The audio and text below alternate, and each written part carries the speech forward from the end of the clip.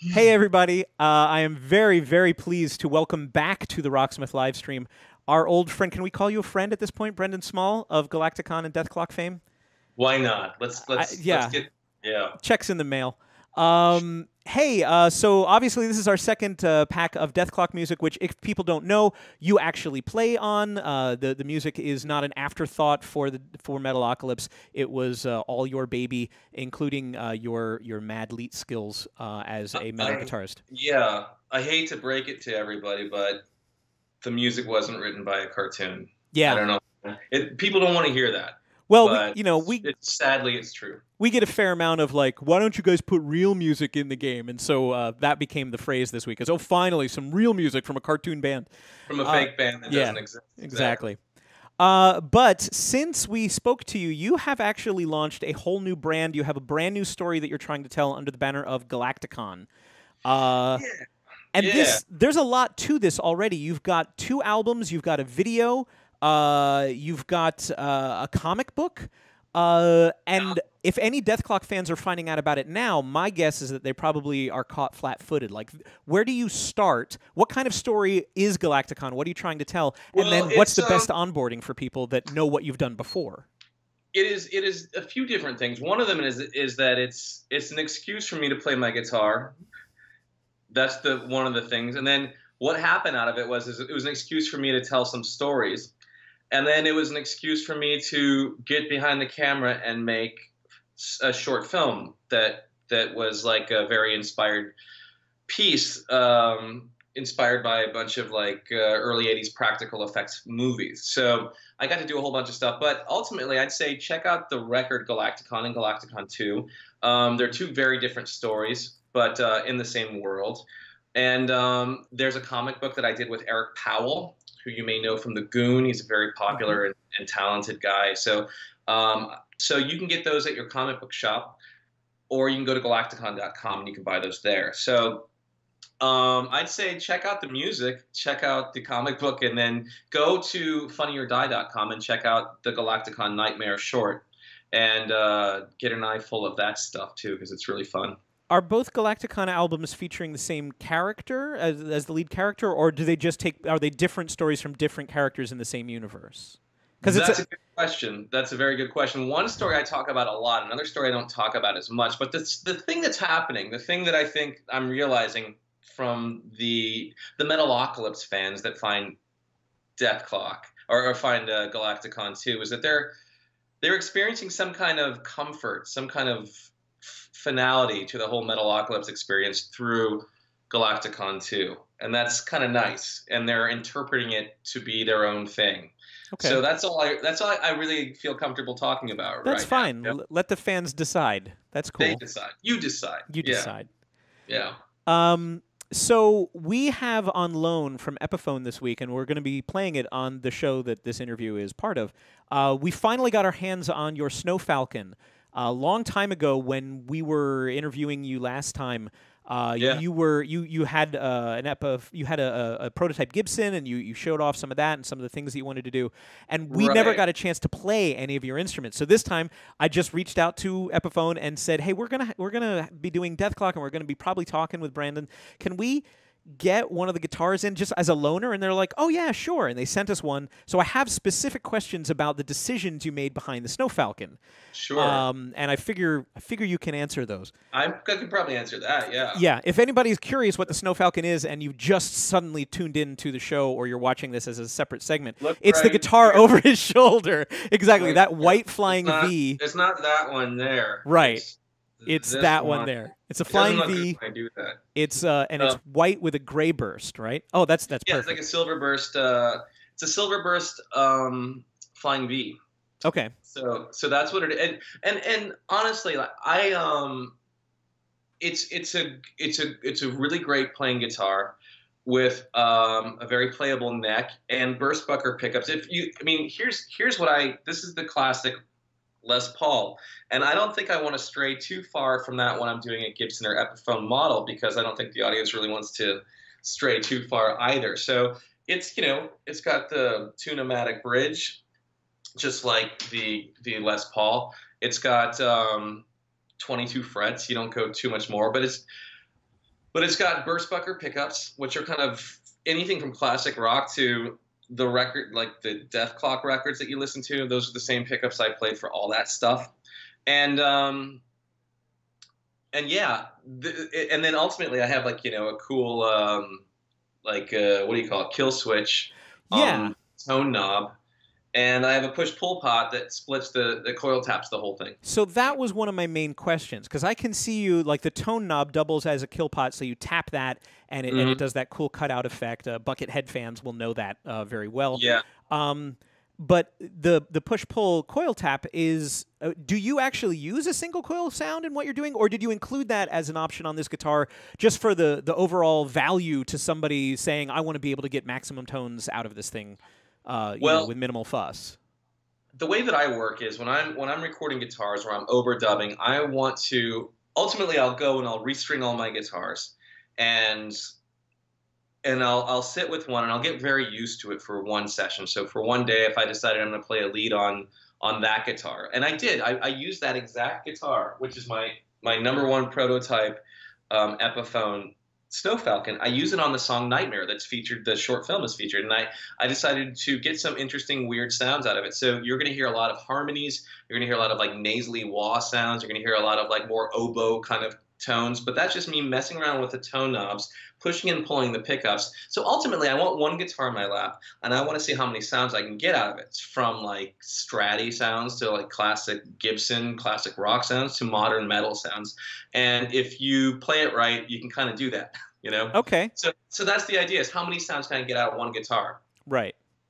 David Stevens, our QA lead here, has been really enjoying this, and he's like, are you sure we have to send this back? But he noticed that the neck seems really wide. Is it just my imagination, or is this a wider, or the widest possible sort of Epiphone neck that you can do? It is a nice wide neck, and something Gibson did over the years. I know they had some questionable moves that some people like and some people don't like. Go online and check all that stuff out. I see it on your face. But I like a wide neck. I like what they did on a lot of their USA models. They added like, you know, a couple centimeters on either side. And I noticed that sometimes, you know, as long as I've been playing and as much as I've performed, sometimes I'll yank this string over the side and get, that's actually kind of a cool sound. There, that's a cool sound you can get. Yeah. But you can, I can hear my dog just reacted to that. It sounds like I was strangling a goose. But yeah, you can. I think that that's what they did. But if not, that may just be the 1960s kind of slim taper neck profile that they usually use. So I gave them my USA version. I said, copy this, you know, and I'll adapt, you know, within a few centimeters from guitar to guitar, because like some necks will be thicker. Like the one that I'm holding right now is a thicker neck. This is from the custom shop. It's a 59 reissue. So it's a little bit fatter of a neck, and it's kind of like the perfect in between the 50s and 60s kind of neck. But I like a slim taper neck, and it's a little bit easier on your hand after a while. But there's a lot of tone and fat necks as well. So I like all kinds of necks. But it is wide, to answer your question. Okay. I like when you play a classical, like a nylon string guitar, and you get a really wide fretboard. I just like being able to play it. It doesn't really hurt my hands so much. So I have really small hands, so I noticed it right away. But people with more generous hands, they've been like, "Wow, this is wider than I expected." And I think it's just because they're used to playing other models. But I was like, "Yeah, I'm struck by how big this neck is overall. It's like it's got a nice meaty profile on the sculpt, but it was really like, is this 11/16 or, you know, what? I didn't know how wide it actually was. But it came to us in its original gig bag. It's got a beautiful white Flying V gig bag with the Galaktikon logo on it, the whole bit. Yeah. And the whole thing just sort of says like, wow, this is limited. It's a limited edition. It's a limited edition. How limited is limited? Is it even still in production? If now that we've got people drooling about it, are they going to be able to go out and get it? You decline this call. Sorry. That is a good question. They do a run. I'm not exactly sure what the number is, but I'd say if you have an inkling to get one now, because all the guitars I've done have been limited edition. So the Gibson USA guitars, the Thunder Horse guitar, and the original run of the Snow Falcon were like 300 runs, and they kind of like to do that smaller run. Sure. It and I think they think that, it increases value for the thing, so and they get snapped up pretty quickly, and collectors and fans of the music buy them very quickly. So I'd say if you want to get one of those things, it's worth checking them out now, because they keep moving new artists in from quarter to quarter, year to year, and all that stuff. Sure. So I don't know exactly what the number run of that is. Because I went looking for a Thunder Horse, and yeah, they've all appreciated in value, let's say. So even if it's the kind of thing where if you buy it and you go, maybe this isn't my lifetime guitar, you can probably pass it on to another fan for a slight profit as well. Because yeah, that's the good thing about American-made guitars is oftentimes they're known for holding their value, and if not, increasing. So sometimes tell that to your parents, Right. It's an investment, Mom. Yes, I'm being smart with my money. I actually did that. My first guitar that I bought in high school, I got lucky and got a '79 Les Paul, and I wound up just selling it about a couple of years ago for a significant profit, and it helped me get a house. It was that significant. So dreams come true. Start buying more guitars, I guess, is the message. Last thing I wanted to ask you was I'm a big pinball nerd. I'm a big pinball fan, and I go to an annual show. I actually help one here in the Bay Area for pinball collectors and video game folks, and like it's literally 500 machines on free play for a weekend, and it's fantastic. And there's always a line at the Metallica Stern table, and this year there was a big line for the Aerosmith Stern table last summer. And I had no idea as I was playing both of those machines that you are the narrator. You're the voice of both of those. I am the obnoxious character that's like almost like at the dunk tank, like the clown that's sitting in the dunk tank taunting you. That's what I do in both of those games. So I play a character named Sparky. In fact, I have the character right here. This is done by Dirty Donnie Gillis. Yes. Who you know from... I do. Can you see that? Yeah, so this is the toy on the playfield, right? This is the actual... It's actually from Stern Pinball gave me this because as a thing, his head bobs around, and he's the guy who rides the lightning in the game. So yeah, so he's one, and then Jackie is the Jack in the Box from the Toys in the Attic era Aerosmith thing. So I go, so they give me a bunch of lines, dialogue lines, and I go into my studio and I muster up the most obnoxious voice I possibly can and shriek at you while you're trying to play pinball. I never would have guessed that it was you. Because it's really out there. I mean, I know you're a voice actor. You've done a lot of different characters, but it never even would have occurred to me, like, oh, of course, that's probably Brendon Small because, hey, rock and roll. How did you come to work with Stern? Did they approach you? Did you approach them? Oddly enough, Jody Dankberg, who is the artist relations guy at Stern, I met him years ago at the beginning of Metalocalypse, because he was working at Crank Amps. Remember Crank Amps? I do, yes. The best advertising they got, because you can, stream Metalocalypse now, and you just see, like, Crank. And then we moved to Marshall, so now Marshall. And then we have, all these guitars. So Gibson got all this advertising, and MXR, Dunlop, and all kinds of Pro Tools and all those guys. So it was we all benefited from it. It was a really good mutual relationship. But that's how I met Jody, and Jody found his way to Stern Pinball in Chicago, and I love pinball. I remember when I first started out doing comedy, we would go do shows, and the second floor had like a Guns N' Roses pinball game that we would all crowd around and play and congratulate ourselves on how funny we were. Right. And so that was something that I always loved pinball, and these games are just as fun. And they're not as many people manufacturing them, but this one company, if you're going to see a pinball game somewhere, some new kind of like hipster arcade, it's going to probably be theirs. And they do big licenses like, Game of Thrones to Ghostbusters to like Stranger Things and all kinds of stuff like that. So I think pinball is always going to be cool. And furthermore, what makes them even cooler is they were one of the sponsors for the Galaktikon Nightmare video. So you'll see their name in the credits for that thing too. I did, and I wondered. I was like, what is Stern Pinball doing here? And then, our mutual contact was like, oh, yeah. Well, he did the voices. I'm like, what? Yeah. So the obvious final question, Stern just confirmed an Iron Maiden pinball game. Do you have anything to do with that, or are you just going to be playing it from the outside? I have nothing to do with that. I think that's all Jody, because Jody knows the value of an Iron Maiden fan. Right. And I hope to see more bands and pinball machines come together, because I think that's such a cool. Oh yeah, built-in Yeah, soundtrack. absolutely, yeah. So I mean, the Metallica's got Metallica everywhere, Aerosmith's got Aerosmith everywhere. Iron Right. Maiden would be the most fun game in the world to play. Yeah. All right, so we can hear you in the Metallica and Aerosmith pinball games at your local arcade. We can Yes. find Galaktikon at galaktikon.com, and that's with K's, right? Those are Ks, yeah. And is there Galactic- anywhere else that you want to send people to follow what you're up to? Yeah, send people to galaktikon.com. Do check out the records, or you can download them on iTunes if they're still in iTunes.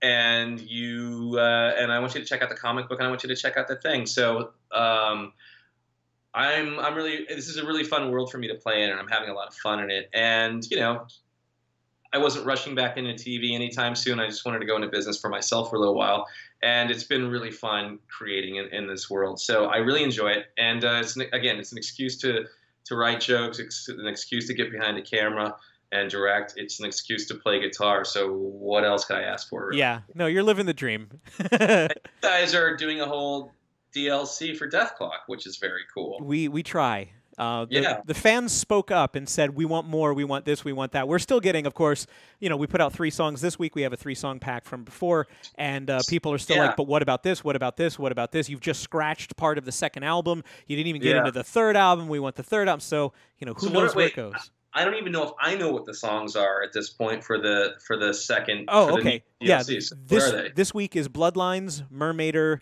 and damn it, what's the last one? Oh wait, I have it right here. Black Fire Upon Us. That's I was like, it's 4 words. I can't remember what it is.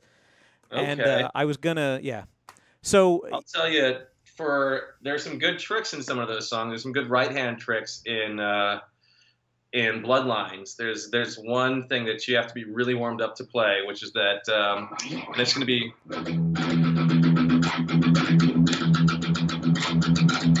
that thing. So I would say this is the pick I use. I'll put it over my face so you can see. Right. But this is a Galaktikon pick. Of course it is, but it's a very pointy pick. So I recommend this pick. This is you can get these are the Ultex ones at Dunlop, and I don't pick that hard when I'm doing those things. So I'm picking kind of light. So if you see,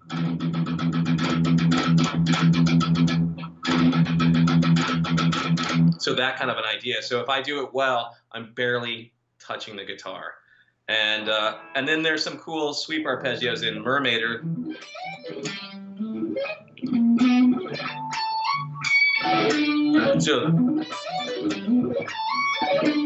So that's like another fun trick that you can learn. I do it much slower in the song, but taking 7th chords